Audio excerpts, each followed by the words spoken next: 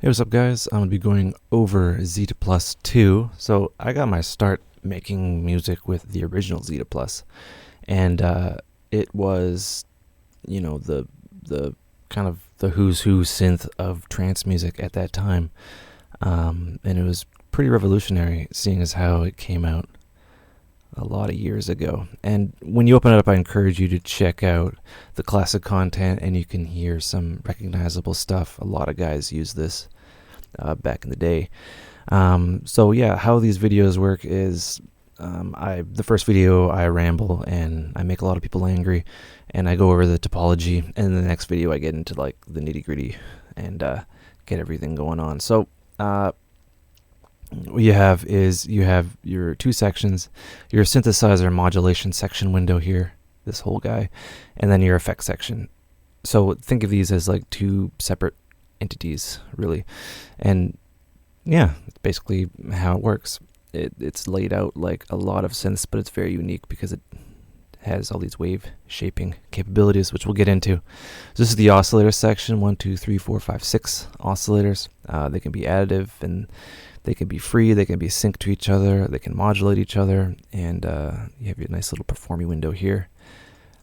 You have your filter section, 2 filters, and they can be run parallel, dual, and you can route each oscillator into its own filter, which is pretty cool. It has even more shaping capabilities.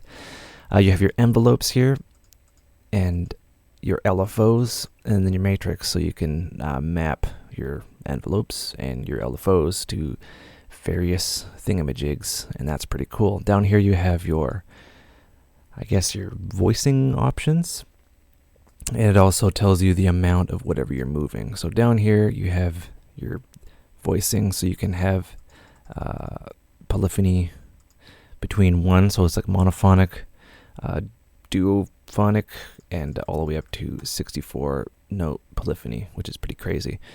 Of course, you can stack these as many as you want. You can transpose it up or down, and it gives you an accurate voice count.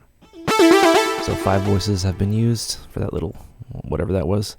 That's pretty cool. Down the effects, we'll get into this later. You have your distortion, your compression, your reverb, your EQ, which is kind of unique, and we'll get into that. Your modulation, which is like your chorus and flanger and all that fun stuff, and your delay, sync, tape, what else? LRC, yeah, and all that fun stuff. Down here you still have your same voice. You have your voice options here, and you can rearrange everything in series. Can't do it in parallel. You can do parallel kind of stuff, but that doesn't really matter. It's still pretty powerful.